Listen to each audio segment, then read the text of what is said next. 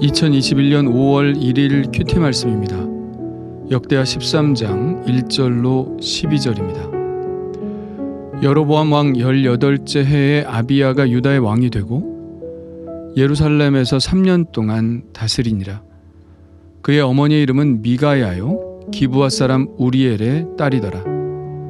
아비야가 여로보암과 더불어 싸울세. 아비야는 싸움에 용감한 군사 40만 명을 택하여 싸움을 준비하였고 여로보암은 큰 용사 80만 명을 택하여 그와 대진한지라.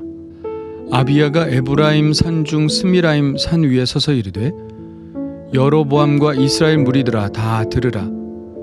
이스라엘 하나님 여호와께서 소금 언약으로 이스라엘 나라를 영원히 다윗과 그의 자손에게 주신 것을 너희가 알 것 아니냐. 다윗의 아들 솔로몬의 신하 느밧의 아들 여로보암이 일어나 자기의 주를 배반하고 난봉꾼과 잡배가 모여 따름으로 스스로 강하게 되어 솔로몬의 아들 르호보암을 대적하였으나 그때 르호보암이 어리고 마음이 연약하여 그들의 입을 능히 막지 못하였었느니라. 이제 너희가 또 다윗 자손의 손으로 다스리는 여호와의 나라를 대적하려 하는도다. 너희는 큰 무리요 또 여로보암이 너희를 위하여 신으로 만든 금송아지들이 너희와 함께 있도다. 너희가 아론 자손인 여호와의 제사장들과 레위 사람들을 쫓아내고 이방 백성들의 풍속을 따라 제사장을 삼지 아니하였느냐. 누구를 막론하고 어린 숫송아지 한 마리와 순양 7마리를 끌고 와서 장립을 받고자 하는 자마다 허무한 신들의 제사장이 될 수 있도다. 우리에게는 여호와께서 우리 하나님이 되시니 우리가 그를 배반하지 아니하였고 여호와를 섬기는 제사장들이 있으니 아론의 자손이요 또 레위 사람들이 수종들어 매일 아침 저녁으로 여호와 앞에 번제를 드리며 분향하며 또 깨끗한 상에 진설병을 놓고 또 금 등잔대가 있어 그 등에 저녁마다 불을 켜나니 우리는 우리 하나님 여호와의 계명을 지키나 너희는 그를 배반하였느니라. 하나님이 우리와 함께 하사 우리의 머리가 되시고 그의 제사장들도 우리와 함께하여 전쟁의 나팔을 불어 너희를 공격하느니라. 이스라엘 자손들아 너희 조상들의 하나님 여호와와 싸우지 말라. 너희가 형통하지 못하리라. 아멘. 르호보암은 41세에 왕위에 올라 17년간 유다를 다스리고 죽습니다. 그리고 그의 아들 아비야가 그 뒤를 잇죠. 북이스라엘에는 여전히 여로보암이 다스리고 있었고 이 둘 사이에는 여러 차례의 전쟁이 있었지만 오늘 말씀은 그 중에 가장 큰 전쟁을 소개하고 있습니다. 군대의 규모가 엄청납니다. 남유다 아비야의 군사는 40만 명이고 여로보암의 군사는 무려 80만 명입니다. 과연 이 정도의 인구가 되었을까 하는 의문이 들 정도로 많은 숫자죠. 이 숫자를 확인하기 위해 역대상 21장으로 돌아가 봅니다.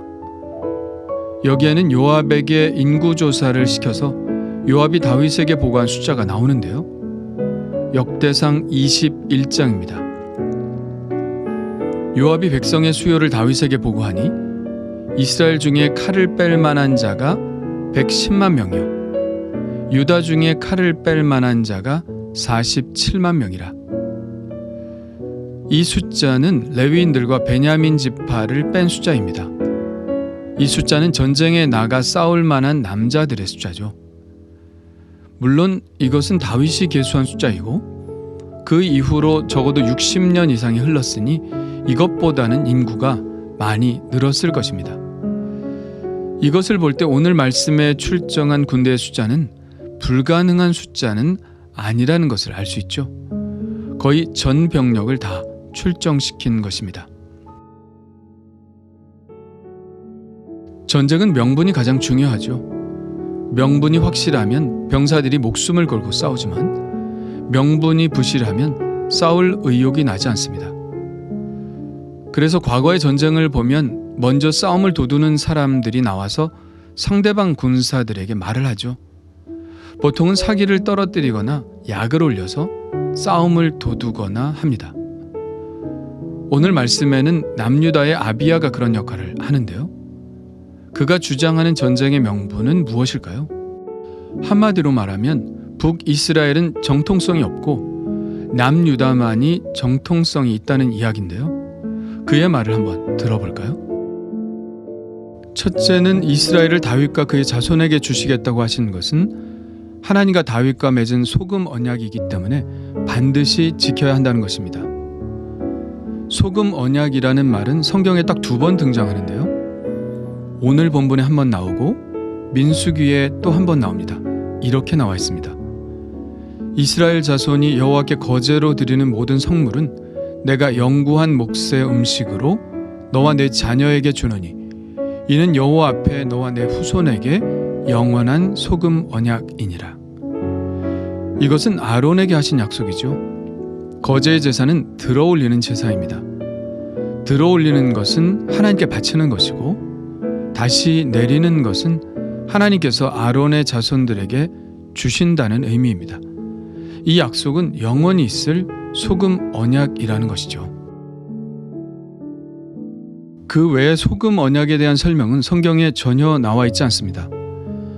그래서 추정하기는 사람 간에 어떤 계약을 맺을 때 소금을 앞에 두고 서로 소금을 찍어 먹으면서 약속을 한 것에서 비롯되지 않았나 생각을 합니다.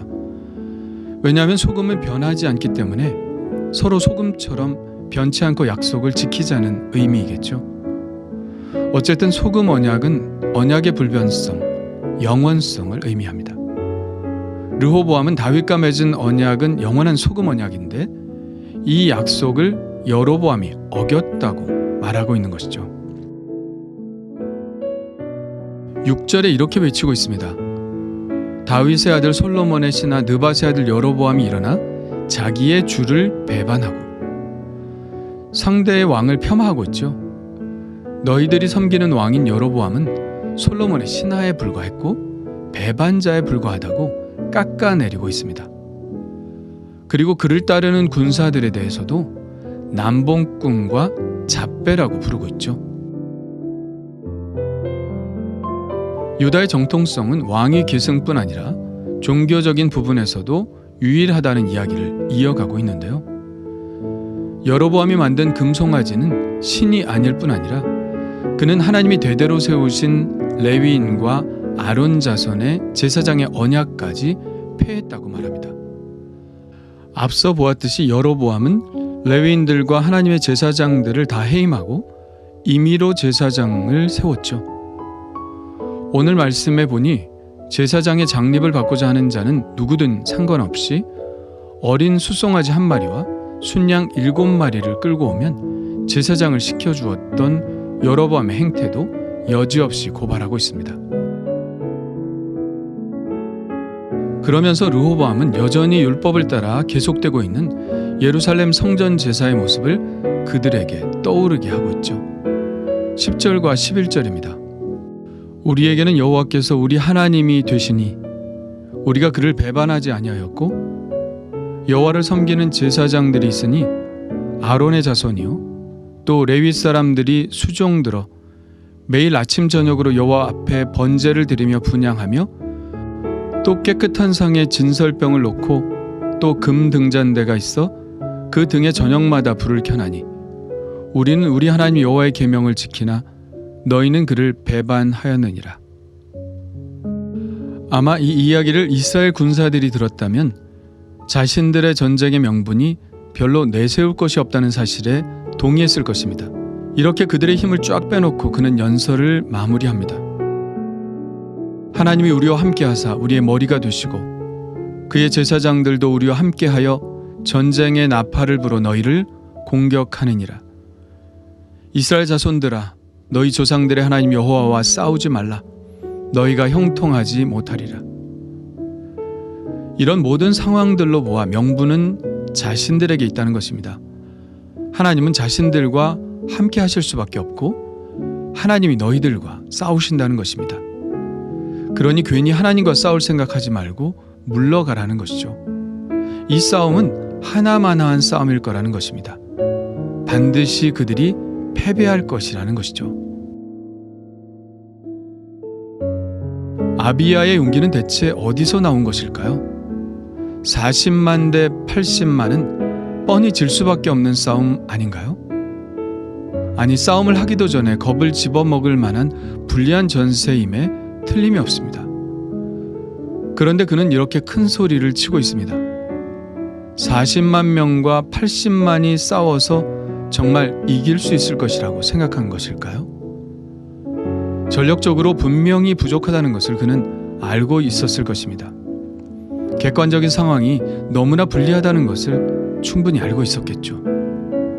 그러나 그는 분명 확신이 있었던 것 같습니다. 어떤 확신이 없이는 이렇게 큰 소리를 칠 수가 없죠. 어떤 확신일까요? 12절에 그가 말했듯이 하나님께서 그들의 편이 되어 싸우신다는 확신입니다. 이 믿음이 그에게 용기를 준 것이죠. 인생의 싸움에서 우리를 용기 있게 하는 것은 무엇일까요? 그것은 바로 명분입니다. 내가 싸워야 할 싸움을 하고 있다고 생각하면 용기가 생기지만 싸움의 명분이 약하면 전투 의지가 약화되죠. 그러면 인생의 싸움에서 지는 것입니다. 그런데 이 명분은 어디서 생길까요? 하나님이 이 싸움을 지지하신다는 확신에서 생깁니다. 하나님이 기뻐하시지 않는 싸움이라면 우리는 기도하면서 이 싸움을 싸워나갈 수 없습니다. 그러나 하나님이 이 싸움을 지지하시고 내가 승리하시길 원하시며 나를 도우신다는 그런 분명한 확신을 가지고 있으면 우리는 용기 있게 싸울 수 있는 것이죠. 오늘도 인생의 싸움을 싸우고 있는 우리들, 어떤 명분을 가지고 있나요? 하나님이 기뻐하실 싸움인가요? 하나님이 함께 하시는 싸움이라는 확신이 있나요? 그렇다면 용기를 가집시다.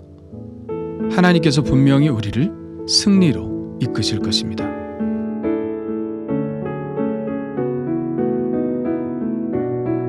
주님 감사합니다. 우리의 싸움은 매일 계속되지만 어떤 때는 명분 없는 싸움을 싸울 때가 있습니다. 그런 싸움이라면 피할 수 있는 지혜를 허락하여 주옵소서. 하나님이 원하시는 싸움이라고 확신이 올 때 그때는 용기를 내어 하나님과 함께 싸워나가게 하여 주옵소서. 뒤로 물러가지 않게 하시고 하나님과 함께 앞으로 걸어가게 하옵소서. 하나님과 함께 이 길을 걷게 하여 주옵소서. 오늘도 저의 싸움에 함께 하실 줄 믿습니다. 예수님의 이름으로 기도합니다.